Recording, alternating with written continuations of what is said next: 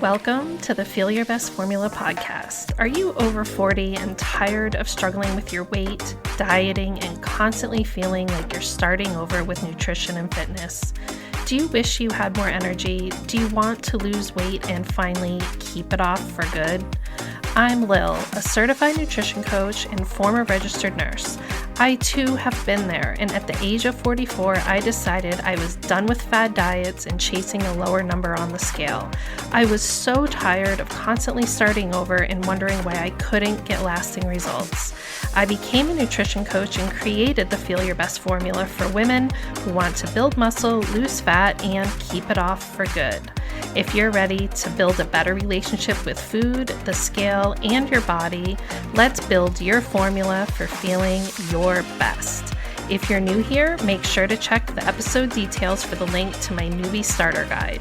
You'll receive an email straight to your inbox with everything you need to start building your Feel Your Best formula. I'm so glad you're here. Now let's dive into today's episode.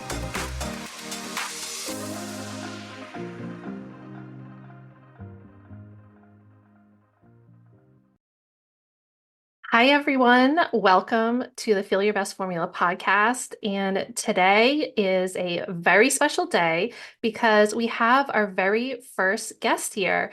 I'm so excited to welcome Emily Riemer to the Feel Your Best Formula. Now, Emily is a former TV news anchor turned burnout recovery coach. And after nearly 2 decades as a television journalist, Emily was actually a main anchor and medical reporter in Boston. So I know I have a lot of New Englanders that listen here. You're probably going to recognize her. And this is one of the top markets in the country, and burnout caught up with her.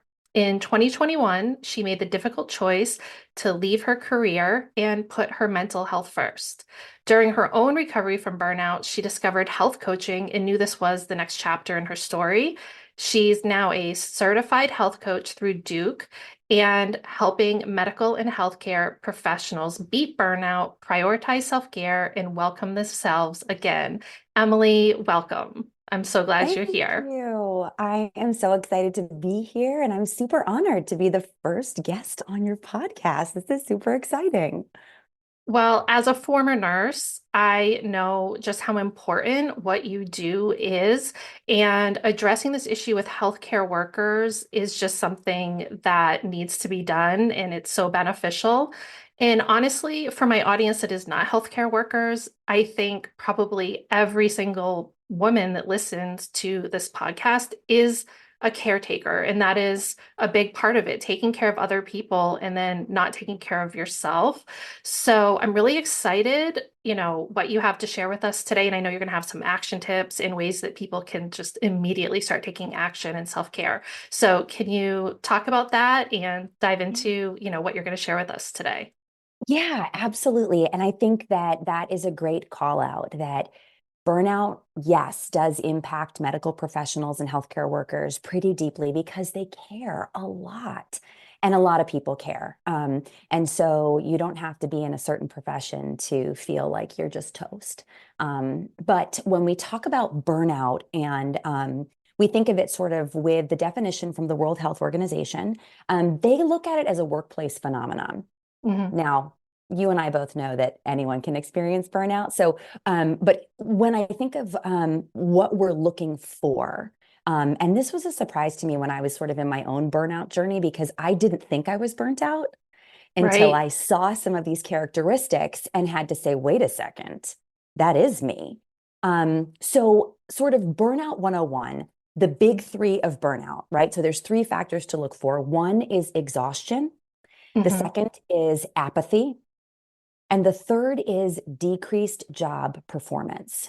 So if you take them one at a time and you think about exhaustion, I mean, I think that's probably pretty self-explanatory, right? Like you are Yeah, just everyone's fried. exhausted. That's what everyone tells Yes. you. How are you doing? Oh my gosh, I'm just so tired. It's Mhm. sort of the expectation that everybody's tired, I feel. It's very Yeah, normalized. I think you're right that we are used to pushing super hard and almost Yes. living at a level where exhaustion is now normal in some And ways. glorified almost. The Yeah. less you sleep, the more you work, the more successful you'll be. Yeah. That whole Um, mentality. and so that sort of physical and mental exhaustion is the first sign to look for when you're thinking about burnout. The second one is apathy. And I think of this as feeling detached from what Hmm. you're doing, kind of like you don't care. And I Yeah. think sometimes that can be scary a little bit for people to feel numb to the person in front of you. So, example, like, an ICU nurse who gets to the end of her shift and just can't feel anything anymore Yeah.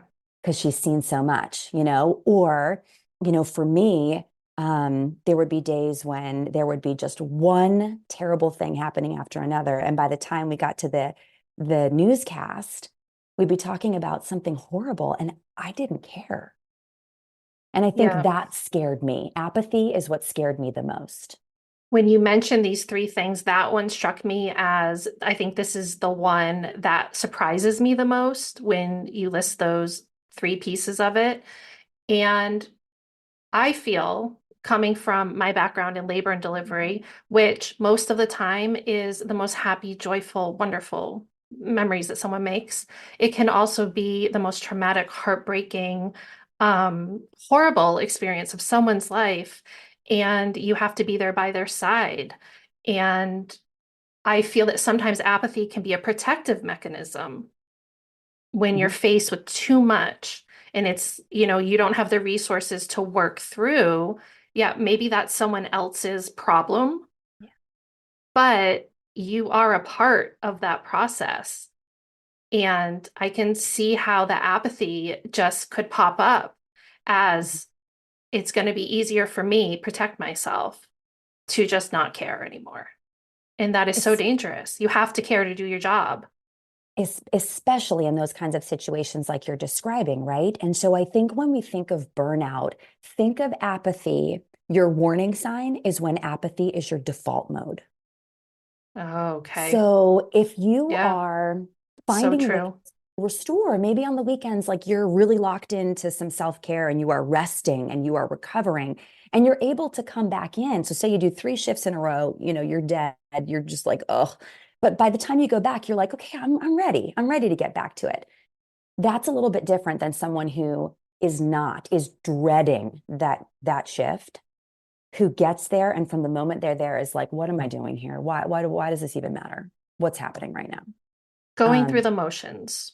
Like you're Correct. doing your job, but Yeah. it sounds almost like you're saying you're being robotic with it, doing it because you have to, not putting that passion into it that makes you, you know, do a better job at your job because you can't, there are certain jobs.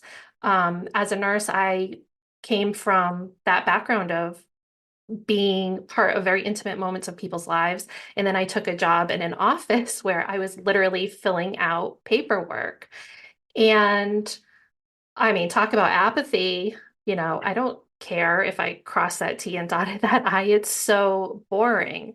And I Right. think I would hope that the vast majority of people who go into healthcare do it because there is that piece of their soul that knows they are supposed to be doing that. And Hmm. I knew when I worked in the office job, I thought it would be great, but it missed that component, that same component that as coaches we experience by being by someone's side and helping them go from a place they don't want to be to the place they do want to go. Hmm. And I think that apathy is just, it would be such a red flag if there's someone listening to this right now and they have that feeling. I'm so glad that they're listening because I don't know that I've ever heard anyone bring that up to me as apathy being, this huge red flag. The exhaustion, that can Yeah. be a sign, but the apathy is sort of like neon sign. Something needs Yes. to change. Yeah, absolutely. I think if you're noticing that consistently, it's time to stop and do some evaluating.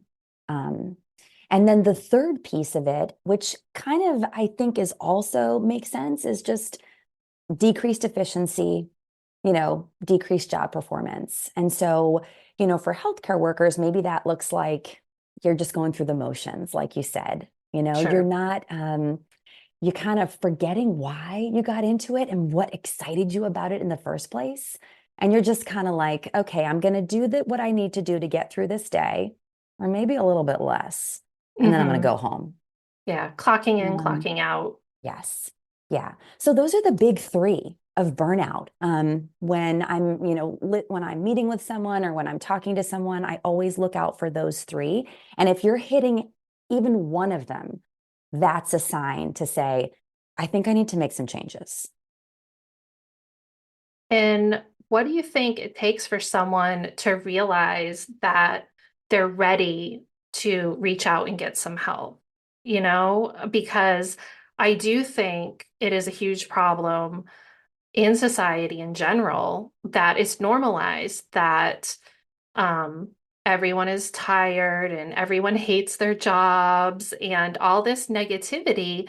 And I mean, I don't think it has to be that way, but I feel like it would be a very brave step for someone to say, okay, something needs to change. What do you think they recognize, or what do you think causes someone to go from just acceptance to, reaching out to someone like you? What do your clients say to you? So it's such a good question. And I think when we're talking about medical professionals and healthcare workers in particular, we also have to acknowledge that there is a lot happening that contributes to burnout that they can't control. So I'm talking about things Very like true. staffing levels, Hmm. talking about things like systemic, organization-wide problems, frankly, Yeah, that need to get fixed, but they're not going to be fixed tomorrow right. or in time.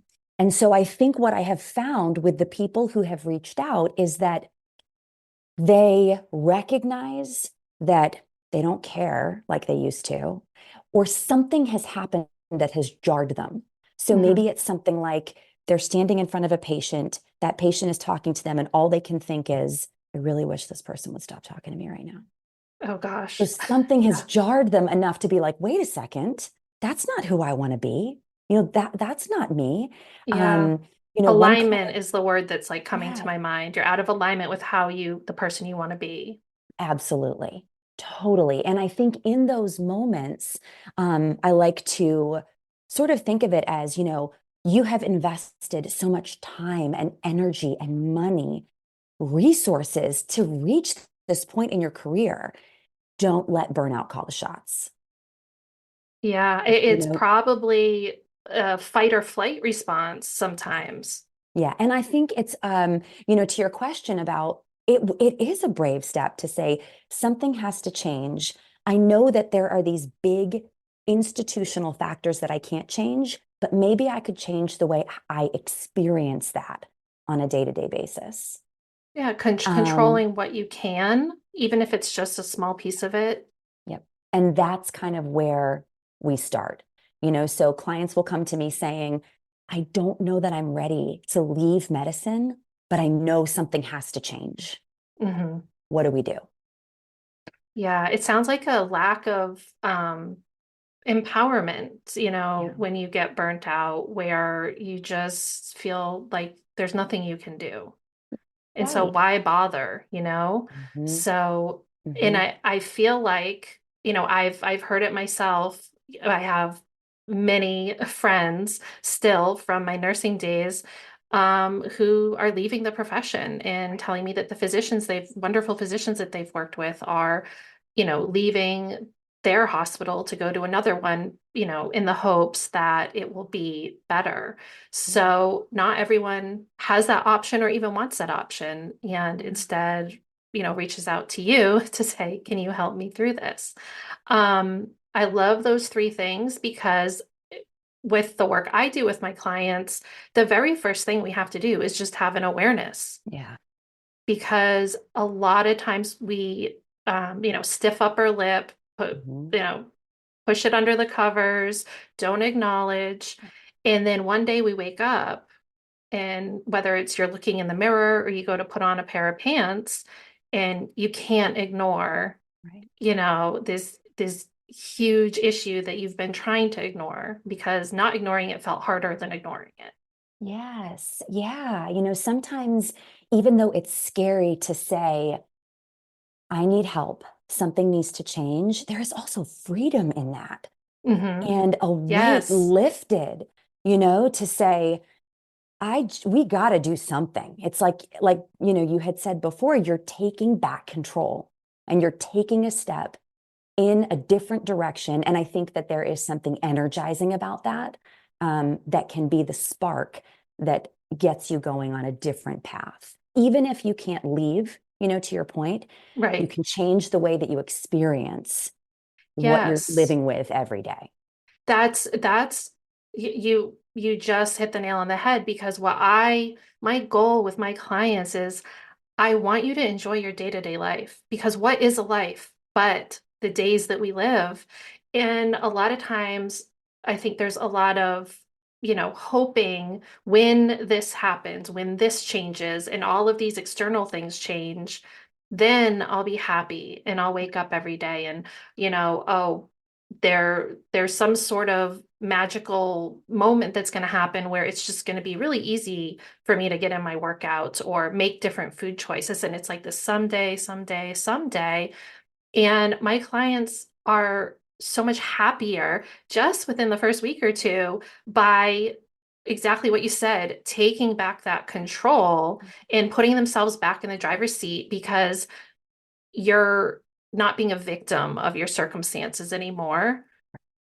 And it's hard. It is hard. It is much easier to just be passive Mm-hmm. and kind of let life happen to you. Right. And sometimes Right. that is just, how life is for a moment, especially like when you have little kids and you got to put them first and everything. But at some point, you get to a point where you just say, I cannot keep doing what I'm doing Yeah. because it's just not going to end well.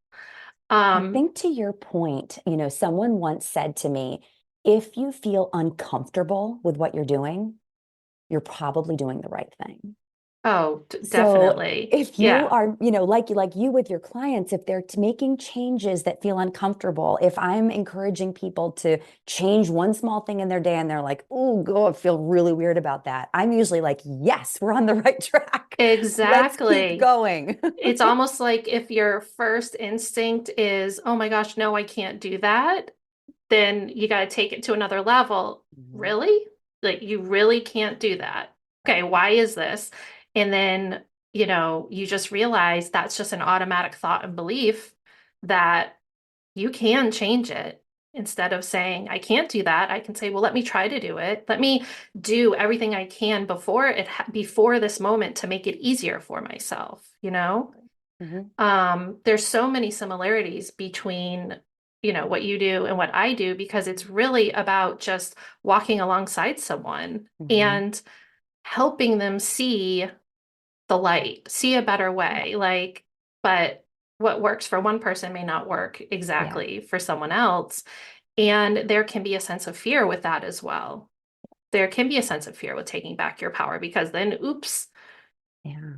if you make a quote wrong choice or something. I don't believe that there's ever a wrong decision. I think it's just something you're going to learn from, but that can be scary to think, Mhm.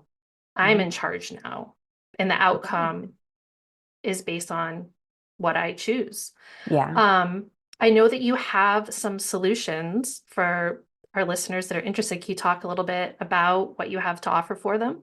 Yeah, so I always encourage my clients when we're starting. I say the first step, and we touched on this a little bit, is becoming more aware Hmm. of what you're feeling, when you're feeling it, and maybe why.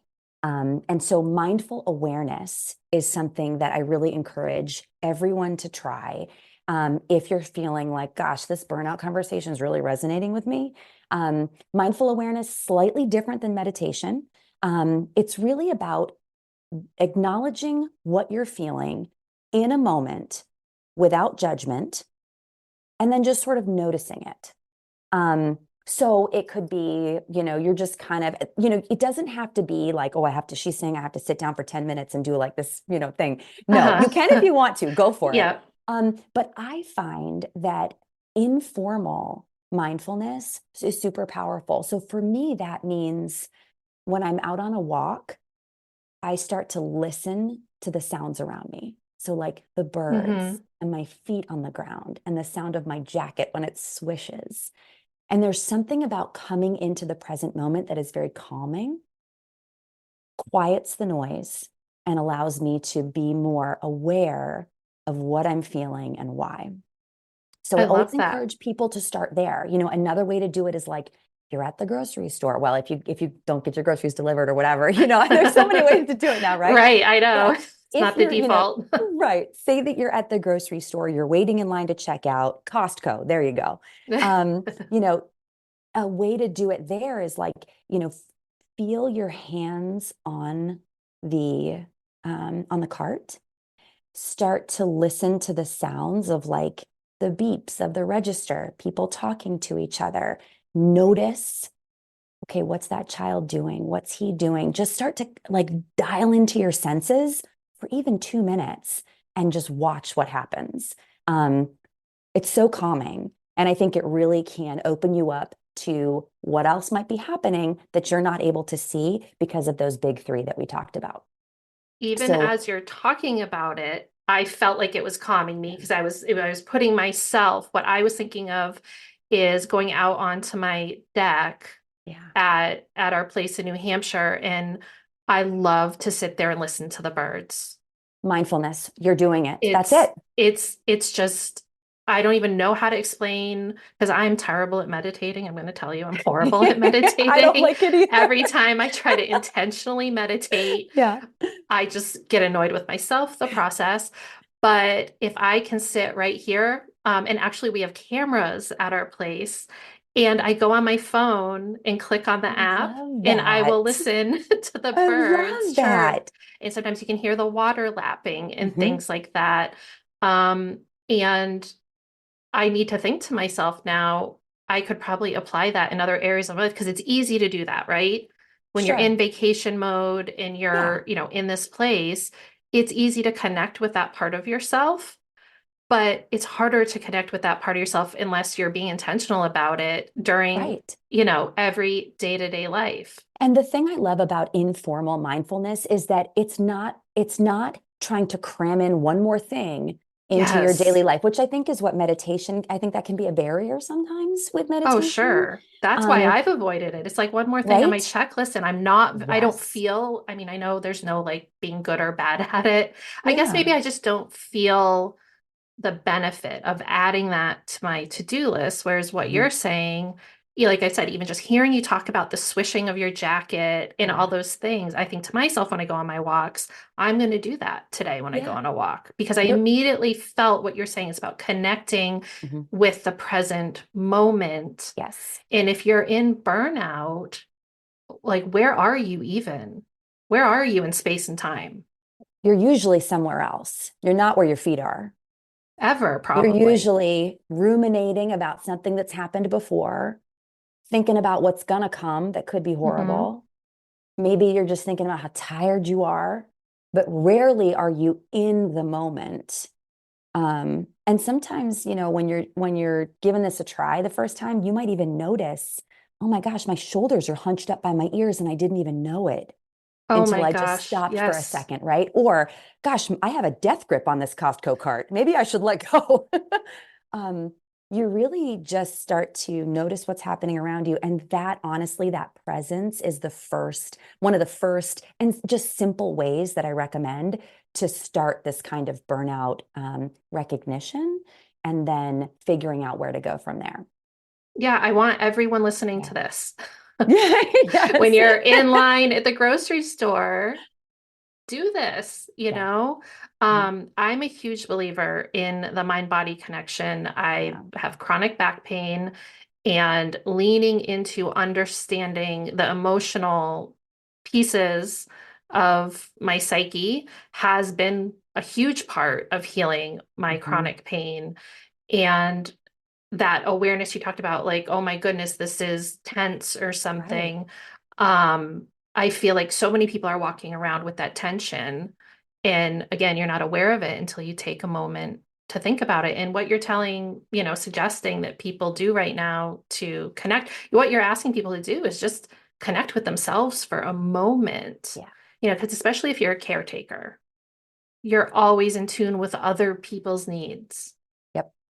You are. You're thinking about others all the time. And I think also when you bring in that apathy piece and you just feel numb, you might not even Hmm. know what you want because Right. you That's haven't thought about apathy. it in so long, right? Yeah. Yeah. So I think that can be a great place to start is the mindful awareness piece. And then the second piece, honestly, Lo, is just you have to get back to self-care basics.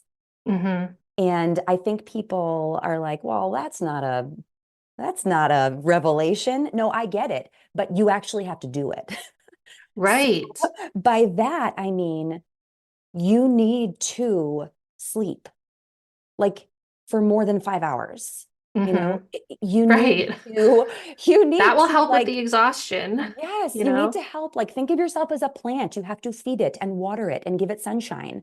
Um, you need to do these things for yourself and give yourself permission to take the time to do it. I Yes, think, and I would add to that, and I'm sure you would say the same thing because I know, don't you have like a little 5 minute um tool that you use for people, like how simple yes. it is, it can just be in 5 minutes. Because I often speak to women who think that living healthy and being someone who's healthy and having healthy habits is this huge, complicated, um, like, that movie A Beautiful Mind where he has all these mathematical equations. Yeah. And if there's one thing I could scream from the rooftops, it's that it can be simple, and complicated does not Right. equal self-care. That's actually the No. opposite. And something might be difficult in the beginning, someone starting to be mindful in those moments, they're going to have to remind themselves probably the first 5, 10, maybe 20 times they do it. But Hmm. eventually it's going to become easy because they realize how beneficial it is. And that Right. should be the goal, that our self-care becomes easy. And we're being sold this idea that, all food is trying to poison you. And the only way to get healthy is to follow this, very complicated fitness program. And I mean, if that was true, humanity would not have survived for eons, right? Right. Yes. Um, Yes. I think it's the same. It's, the Crazy. same for nutrition as it is for burnout. You don't need a 10-point plan to do this. You just need to pick one or two things and do them consistently over time. And I have Truly. one more question that's kind of in time with that. At what point do you direct your clients to maybe ask for some outside mental health help if you're seeing some signs of depression, anxiety, things like that? Do you feel that you recommend that? I mean, I will say that the vast majority of my clients are connected somehow Yeah. to a mental health provider, and I think it's such a wonderful sign that someone is serious about feeling better. But I think a lot of people think there's a stigma or, Mhm. oh, I don't need that. I can figure it out on my own. Yeah, I think that's a great question. And I will almost immediately suggest it if I think that that's something that they could do. Because, as coaches, our expertise is in behavior change, right? We're Correct. not mental health experts, but No. we can And help you establish habits that will help you feel better for sure. But, I'm not qualified to help you with signs of depression or anxiety. And so I do, and having worked with therapists myself over the years, I think it's a fantastic way to start to unpack some of what's happening. And I have no problem, as I'm sure you do too, if I'm in sort of an initial consult with someone and I'm starting to get a sense that they need more than I can give. I have a couple people that I say, I think that this might be a better fit for you. They're, you know, um, either psychologists or licensed, clinical social workers. But I think that sometimes that path has to happen first. yes, And it can be hard. It's a hmm, fine line, right? It it can be really is. really hard. So I think it's worth having that conversation, honestly, with someone like you or I in a safe place where we're not going to judge you because we've both been there, right? Like we get it. And so Totally. And to be seeing able the to share with benefits. someone, yeah, Yeah, and seeing that the benefit. how that all, it's all connected. I think with health and wellness, often we can think these things live in a silo, Yeah. you know. Um, how our body looks is just dependent on what we eat and how we work out. And Mhm. it's the truth is that there's all these different thousands of puzzle pieces Yeah. that connect to make us who we are. And sometimes one piece needs a little bit more attention. And I think, again, the goal is to find ways to make it easier for yourself. Hmm. And one thing that I've realized through my own work is I think what we're all searching for is peace. Mm. Peace Yeah. with ourselves, our bodies, our relationships. I know they say some people thrive on drama. I think that I Like it's definitely am exhausting. not one of those Yeah, people. no. And I think, I know the women I work with, there's all this drama happening in our head every time we make a decision about what to order at a restaurant. And we want to quiet all these Mm. voices and just feel good about the choices that we're making. And, the people you work with, they want to feel good about putting their scrubs on and swiping in to clock in for their shift, Yeah. and then be able to go home and not have that, because I'm sure that's a huge ripple effect when you're burned out at work, Right. cranky at home, Hmm. not Hmm. probably the best partner or parent that you feel you could be, and you're out of alignment with Yeah. how you want to be. Um, so I know you have some freebies for our Yes. friends here. Okay. So, yes. And sticking with this theme of like, let's keep it small, let's keep it simple. I have a free burnout recovery checklist, and there are maybe 8 to 10 items on that list. You are not allowed to do all of them. You have I to pick love that. one, one or two that you will do just once in that week. I love it. So when I say start small, I'm not kidding. And I think You a are lot of speaking my people, language. right? I mean, you know, there is no quick fix. There's no like magic wand you're going to wave. But if you can break this down into small pieces and know that people like you and I, we're going to be with you every step of the way. We You're are going to not celebrate your alone. successes. You're not Yes. alone in this. We are going to talk through what didn't work, and the plan is the plan until there's a new plan. And that is the way it's supposed to be. There is no fail, there is just learn. And so that burnout checklist is there. You can kind of download that and look through it. And then the other thing I have is just a 5-day mini course. And it combines elements of mindfulness, like we talked about, Hmm. with one sort of concept to think about that day. And this is in one 5-minute lesson. I love it. So you can put in you can put in your ear pods. You got 5 minutes, hit play. You're going to get a 2-minute mindfulness session. So you can kind of begin to practice this. And then we'll talk about some of the factors that contribute to stress that you might not even be aware of. Um, but you can just start to think about. And so over the course of those 5 days, I like to think of it as just sort of like a gentle introduction to stress reduction, and maybe give you some ideas to kickstart your own path to feeling better. Yeah, it's kind of like you're coaching them. Yeah, Exactly. in They're just like little five mini minutes a coaching day. sessions. Yeah, I Exactly. love that. And Yep. I'm going to have all the links to everything in the episode details, and I'll put them in my show notes on my website. Where can people find you? What's the best way to connect with you? And I mean, I follow you on Instagram, so I know you're Yay. there. I know we're Instagram buddies. Yes. In real life too, though. We're buddies in real life too, which I love. So Instagram, you can find me at Emily Riemer Coaching. I'm also on LinkedIn, same Okay. handle, Emily Riemer Coaching. And you may find me on Facebook as well. Facebook and I are in a bit of a fight about my name. I Oh, mean, I think okay. everybody's in a fight. I was Mr. gonna Zuckerberg and say I I'm not are, getting along with yeah. Facebook too well right now either. So So anyway, my screen name over there is Emily Riemer 2021. I have been trying to change it. I not kid you not for 2 years. It's just not happening.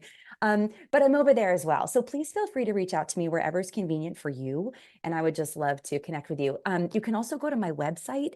And if you want to just send an email through my website, that's an option I'll too. put your website in the episode details and everything. And I watch your stories. You're always sharing awesome tips. You've got 3 little boys, which I Yes. love. They're so cute and they participate. And I mean, you're setting such a great example for them to just connect with that mindfulness. And Thank I you. absolutely love it. They're Thank adorable. you. Um, I have to say, this discussion was even more than I thought it would be because yes, you work with healthcare workers, but everything you said here is, I mean, everyone needs this Yeah. type of help right now, I feel.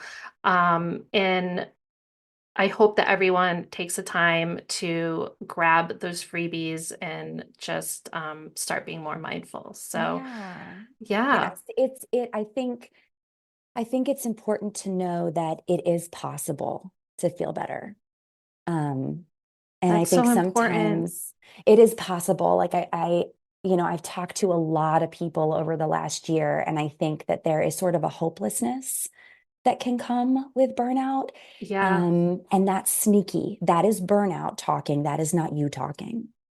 So maybe just if you're hearing this and thinking, I don't know how I could ever make that change, please know that that is burnout being sneaky and that you absolutely can. And that, Lil and I are here. There are people here who are ready to help you and hold your hand and get you out of that. So please, please, Yeah, you're please you're reach not out. alone. And just Yeah. even things as simple as making sure you're following people on Yes. social media Great who point. make you feel better, who don't Yeah. make you feel bad about Yes. yourself, and think, oh, there's another thing that I should be doing that I'm not doing. Right. My goal is to surround myself with people like you who are on a very similar mission, and you're doing something that's so important. So I'm so thankful that you took the time to share your thoughts with us here today. For our listeners, make sure you head to the episode details and download those freebies and go follow Emily on Mm, Instagram. Thank you All for having right. me. Thank you so much. I will talk to you soon and I'll see you on Instagram. Thank you so much for tuning into today's episode of the Feel Your Best Formula podcast. If you haven't already, make sure to check the episode details for my new listener starter guide, and any additional resources mentioned in the episode can also be found in the show notes on my website. You can always find me on Instagram at Macros with Lil.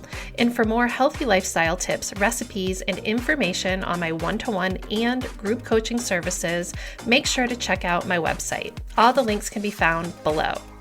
If you know someone else who is ready to start building their formula for feeling their best, please share the love and send them a link to the podcast. I hope you found today's episode helpful, and I'll see you back here next week for a brand new one.